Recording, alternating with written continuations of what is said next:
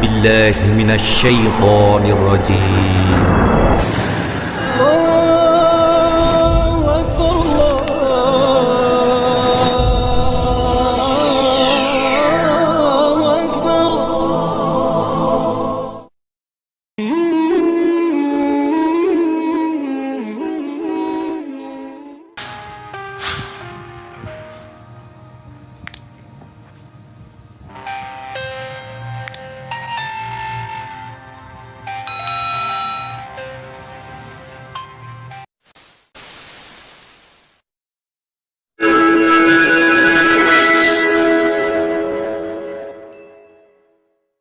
Assalamualaikum warahmatullahi wabarakatuh. Sahabat beriman, dari Abu Hurairah radhiyallahu anhu dari Nabi Muhammad sallallahu alaihi wasallam, beliau bersabda, ada 7 golongan manusia yang akan mendapat naungan Allah pada hari yang tak ada naungan kecuali naungannya. Lalu siapa sajakah 7 golongan manusia yang mendapat naungan Allah itu? Nah, jangan kemana-mana, simak ulasannya dalam sajian Rumah Islami Channel. Namun, sebelum lanjut, mari bersama tebak siar Islam dengan klik tombol subscribe, like, dan lonceng notifikasi kalian untuk berbagi informasi yang bermanfaat. Amin, ya robbal alamin. Yang pertama, pemimpin yang adil. Yang kedua, pemuda yang tumbuh di atas kebiasaan ibadah kepada Robnya. Yang ketiga, lelaki yang hatinya terpaut dengan masjid. Yang keempat, 2 orang yang saling mencintai karena Allah sehingga mereka tak bertemu dan tak juga berpisah kecuali karena Allah. Yang kelima, lelaki yang diajak berzina oleh seorang wanita yang mempunyai kedudukan lagi cantik, lalu dia berkata, "Aku takut kepada Allah." Yang keenam, orang yang bersedekah dengan sembunyi-sembunyi hingga tangan kirinya tak mengetahui apa yang diinfakkan oleh tangan kanannya. Yang ketujuh, orang yang berzikir kepada Allah Subhanahu wa Ta'ala dalam keadaan sendiri hingga kedua matanya basah karena menangis. Hadis riwayat Al-Bukhari nomor hadis 620 dan Muslim nomor hadis 1712. 7 orang yang tersebut dalam hadis di atas, walaupun lahiriah amalan mereka berbeda-beda bentuknya, akan tetapi semua amalan mereka itu mempunyai satu sifat yang sama yang membuat mereka semua mendapat naungan Allah Subhanahu wa Ta'ala. Sifat itu adalah mereka sanggup menyelisihi dan melawan hawa nafsu mereka guna mengharapkan keridhaan Allah dan ketaatan kepadanya. Yang pertama, pemimpin yang adil. Dia adalah manusia yang paling dekat kedudukannya dengan Allah Subhanahu wa Ta'ala pada hari kiamat. Dari Abdullah bin Amr bin Al-As radhiyallahu anhu, dia berkata, Rasulullah Shallallahu alaihi wasallam bersabda, orang-orang yang berlaku adil berada di sisi Allah di atas mimbar yang terbuat bercahaya di sebelah kanan Ar-Rahman Azza wa Jalla. Sedangkan kedua tangan Allah adalah kanan semua, yaitu orang-orang yang berlaku adil dalam hukum, adil dalam keluarga, dan adil dalam melaksanakan tugas yang dibebankan kepada mereka. Hadis riwayat Muslim. Yang kedua, pemuda yang tumbuh di atas kebiasaan ibadah kepada Robnya. Hal ini karena dorongan dan ajakan kepada syahwat di masa muda mencapai pada puncaknya. Karenanya, kebanyakan awal penyimpangan itu terjadi di masa muda. Tapi, tatkala seorang pemuda sanggup untuk meninggalkan semua syahwat yang Allah Subhanahu wa Ta'ala haramkan karena mengharap ridho Allah, maka dia sangat pantas mendapatkan keutamaan yang tersebut dalam hadis di atas, yaitu dinaungi oleh Allah Subhanahu wa Ta'ala di padang mahsyar. Yang ketiga, lelaki yang hatinya terpaut dengan masjid. Sungguh Allah Subhanahu wa Ta'ala telah memuji semua orang yang memakmurkan masjid secara umum di dalam firman-Nya.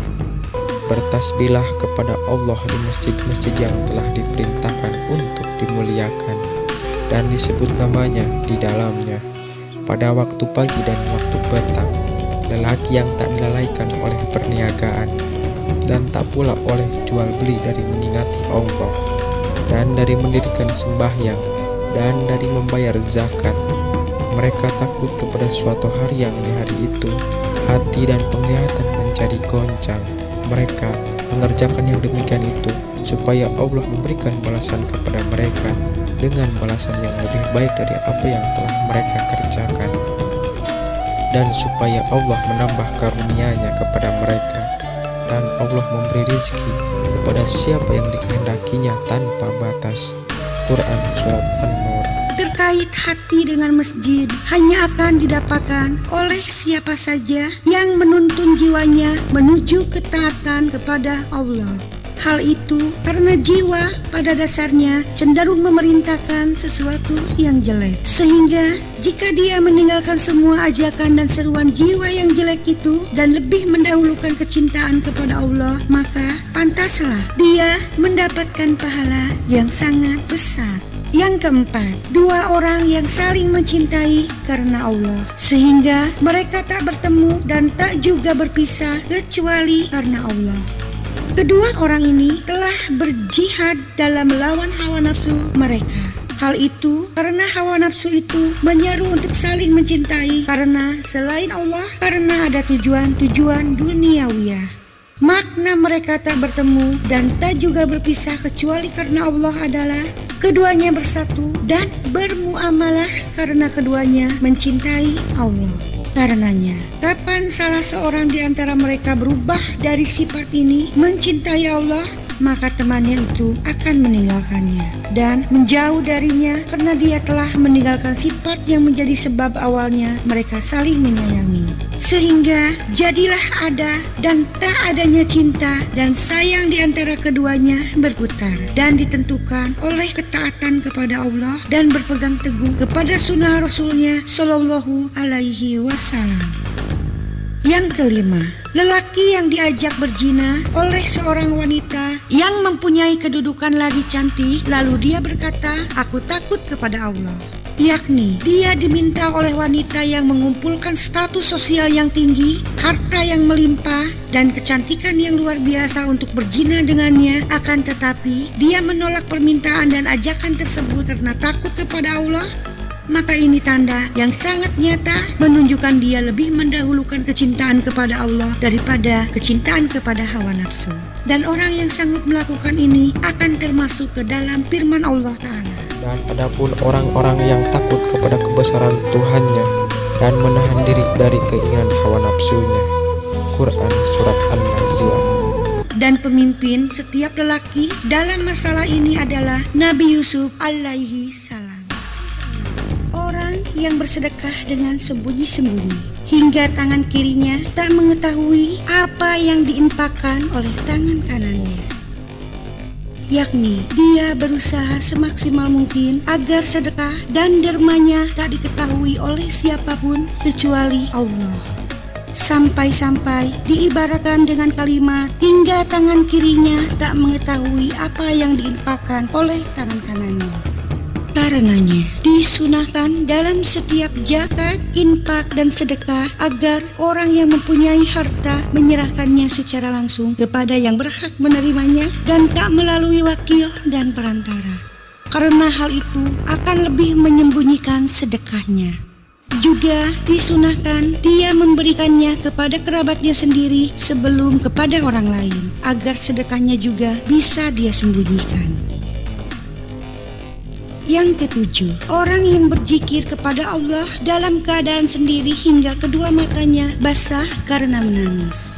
Ini adalah amalan yang sangat berat dan tak akan dirasakan kecuali oleh orang yang mempunyai kekuatan iman dan orang yang takut kepada Allah ketika dia sendiri maupun ketika dia bersama orang lain. Dan tangisan yang lahir dari kedua sifat ini merupakan tangisan karena takut kepada Allah Ta'ala. Kemudian penyebutan 7 golongan dalam hadis ini tidaklah menunjukkan pembatasan, karena telah sahih dalam hadis lain adanya golongan lain yang Allah lindungi pada hari kiamat selain dari 7 golongan di atas. Di antaranya adalah orang yang memberikan kelonggaran dalam penagihan utang. Dari Jabir radhiyallahu anhu, Nabi Shallallahu alaihi wasallam bersabda, barang siapa yang memberikan kelonggaran kepada orang yang berhutang atau menggugurkan hutangnya, maka Allah akan menaunginya di bawah naungannya. Hadis riwayat Muslim, nomor hadis 5328. Sahabat beriman, terima kasih sudah menonton. Semoga bermanfaat bagi kita semua dan semoga channel ini terus berkembang agar senantiasa memberikan hal-hal yang bermanfaat untuk kita semua. Amin ya robbal alamin. Semua yang baik datangnya dari Allah Subhanahu wa taala dan segala hilaf mohon dimaafkan. Akhirul kalam, wabillahi taufiq wal hidayah. Wassalamualaikum warahmatullahi wabarakatuh. Sahabat beriman, terima kasih sudah menonton. Semoga bermanfaat bagi kita semua dan semoga channel ini terus berkembang agar senantiasa memberikan hal-hal yang bermanfaat untuk kita semua. Amin ya robbal alamin. Semua yang baik datangnya dari Allah Subhanahu wa taala dan segala hilaf mohon dimaafkan. Akhirul kalam, wabillahi taufiq wal hidayah. Wassalamualaikum warahmatullahi wabarakatuh.